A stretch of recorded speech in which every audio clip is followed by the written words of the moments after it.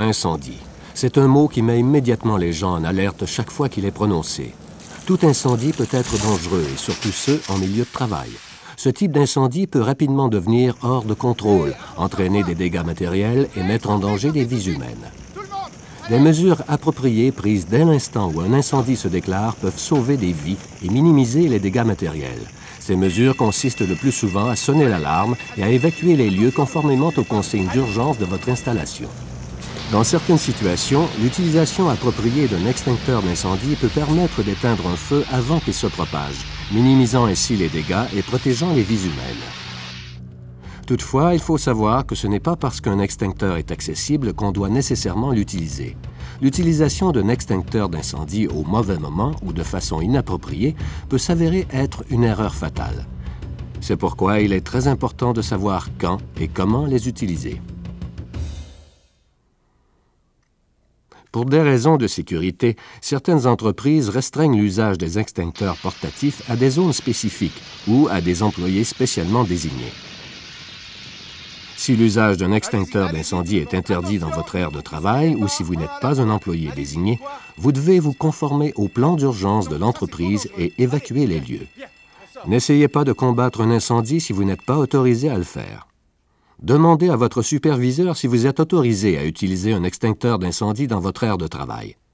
Les employés autorisés à utiliser un extincteur d'incendie peuvent le faire seulement si les 3 conditions suivantes sont respectées. Condition numéro 1, n'utilisez un extincteur d'incendie portatif que pour éteindre un petit incendie à sa phase de naissance. Condition numéro 2, n'utilisez un extincteur d'incendie portatif que si vous connaissez le type de matériau enflammé. Condition numéro 3, n'utilisez un extincteur d'incendie portatif que si vous avez été formé et autorisé à le faire. Il faut 3 éléments pour alimenter un incendie, un combustible, de l'oxygène et une source de chaleur.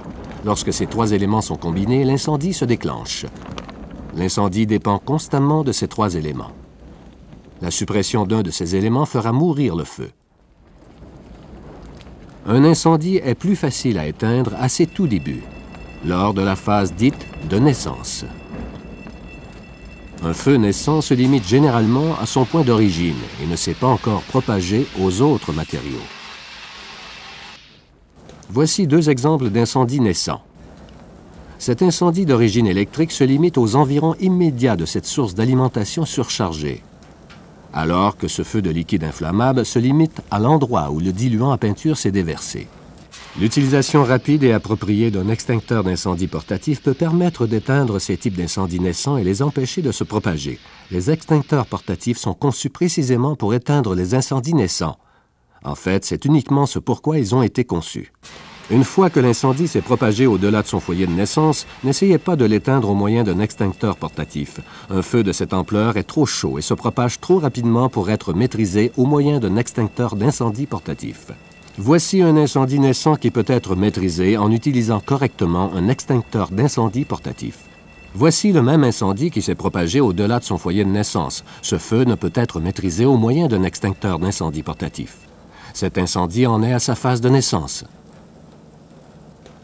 contrairement à celui-ci. N'utilisez un extincteur d'incendie portatif que pour éteindre les incendies naissants. Si le feu est important et étendu, n'essayez pas de l'éteindre.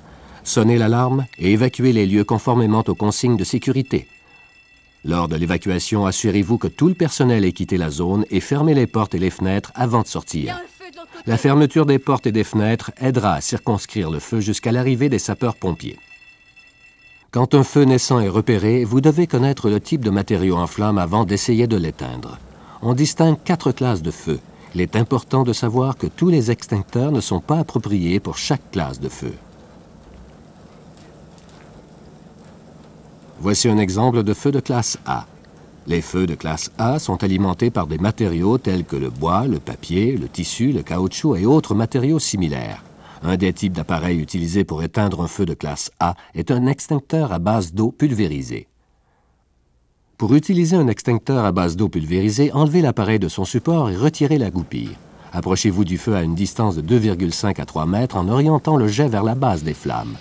Pour décharger l'extincteur, appuyez sur la gâchette située sur le dessus de la poignée. Faites un mouvement de balayage d'un côté à l'autre en maintenant le jet orienté vers la base des flammes, car c'est là où se situe le combustible. La saturation en eau du combustible d'un feu de classe A permet d'éteindre le feu en augmentant la température de combustion requise. En d'autres termes, le carton mouillé requiert beaucoup plus de chaleur pour brûler que le carton sec. Une fois le feu éteint, reculez lentement. Ne tournez pas le dos au foyer de l'incendie. Montez la garde jusqu'à l'arrivée des sapeurs-pompiers. Il existe d'autres types d'extincteurs pour les feux de classe A, incluant l'extincteur polyvalent pour les feux de classe A, B et C. Même s'il renferme un autre type d'agent extincteur, cet appareil fonctionne de la même façon. Retirez la goupille et approchez-vous du feu à une distance de 2,5 à 3 mètres. Orientez le jet vers la base des flammes et appuyez sur la gâchette pour libérer l'agent extincteur. Faites un mouvement de balayage d'un côté à l'autre pour couvrir complètement la base des flammes. Les feux de classe B sont alimentés par des liquides inflammables, tels que l'essence, l'huile, le kérosène ou, dans ce cas-ci, du diluant à peinture. Les feux de classe B prennent naissance lorsque les vapeurs du liquide entrent en contact avec une source d'allumage, telle qu'une étincelle produite par l'électricité statique. Un des agents les plus communs que l'on retrouve dans les extincteurs de classe B est le dioxyde de carbone. Lorsque vous utilisez un extincteur de classe B au dioxyde de carbone, retirez d'abord la goupille, puis orientez le jet vers la base des flammes en vous approchant à une distance de 1 à 2 mètres.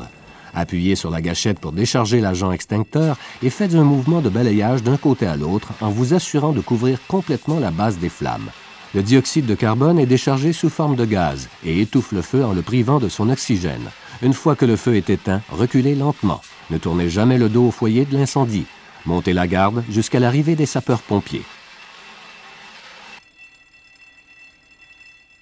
Un autre type d'extincteur de classe B renferme un agent chimique en poudre pour étouffer le feu. Pour utiliser ce type d'extincteur, retirez la goupille et approchez-vous du feu à une distance d'environ 3 mètres. Orientez le jet vers la base des flammes. Rappelez-vous que le combustible qui alimente le feu est situé à la base. Déchargez l'agent extincteur en appuyant sur la gâchette. Faites un mouvement de balayage d'un côté à l'autre. Le but est de recouvrir d'une couche de poudre toute la surface du liquide en flamme. Si une partie seulement du liquide en flamme est recouverte, les vapeurs de la partie toujours enflammée se rallumeront. Toute la zone en flamme doit être recouverte pour que le feu s'éteigne.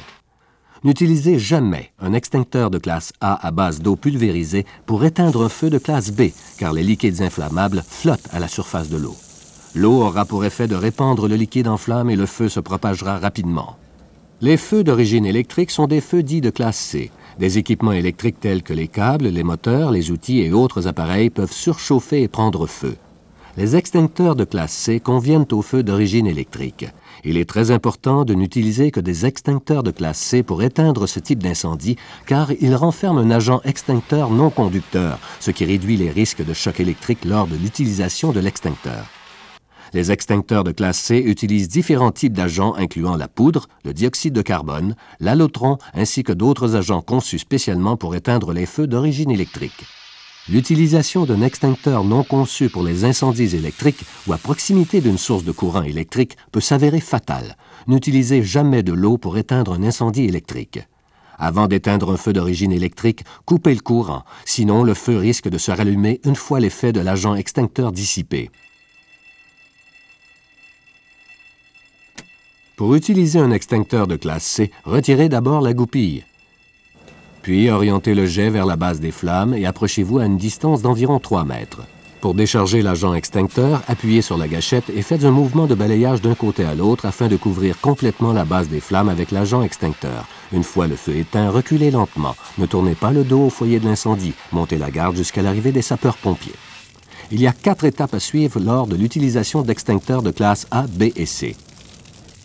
Il est facile de mémoriser ces 4 étapes au moyen de la première lettre de chacune d'entre elles. R, retirez la goupille. O, orientez le jet. A, appuyez sur la gâchette. F, faites un mouvement de balayage d'un côté à l'autre.